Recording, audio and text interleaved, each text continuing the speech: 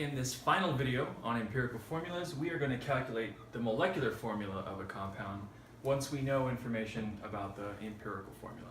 Alright, elemental analysis of a compound gives the following mass percentage. It says that we have carbon, that's 79.37%, hydrogen is 8.88%, and oxygen is 11.75%. Now this molecule is estradiol, and we happen to know what the molar mass of the molecule is. It's 272.37 grams per mole. Now we want to be able to calculate what the molecular formula is for this. So again, we're going to try to find C, H, and O and identify what each of these subscripts is. So in the previous video, I showed you what to do if you're given percentages, and that's that we turn them all to grams. So now we have our starting amounts. Alright, so now I'm going to set up the problem. So we're going to start with each of our masses, and we're going to go right into moles. So we'll divide them by their molar masses, and the moles, and we get our moles. So we can see which is the smallest here, and it's clearly the oxygen, 0.734. So we'll divide all of these by 0.734.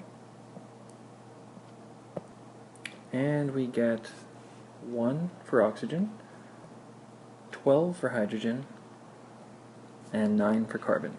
So our molecule has the molecular formula, or the empirical formula, C9H12O. Alright, so now how do we calculate the molecular formula from this information?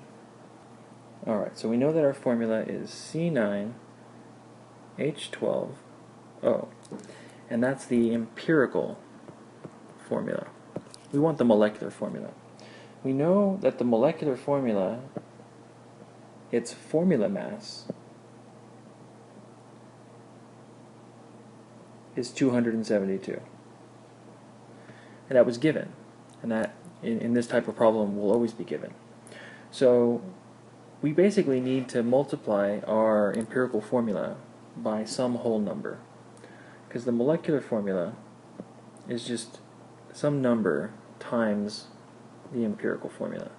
And you saw this in the video on what's the difference between an empirical formula and a molecular formula, right? The empirical formula is just the lowest possible ratio of those atoms. But the molecular formula might look different, and that's what we want to find out. So we need to know what N is. Now N has a simple formula. N is equal to the molecular formula mass, which is something that we know, right, because it was given, divided by the empirical formula mass. And you might be thinking, well, where am I going to find that out? Well, you actually already have the empirical formula. We just need the empirical formula mass, which means we need to add up the mass of 9 carbons, the mass of 12 hydrogens, and 1 oxygen. If we add those up, we'll have the empirical formula mass of that. And it turns out to be 136.1928.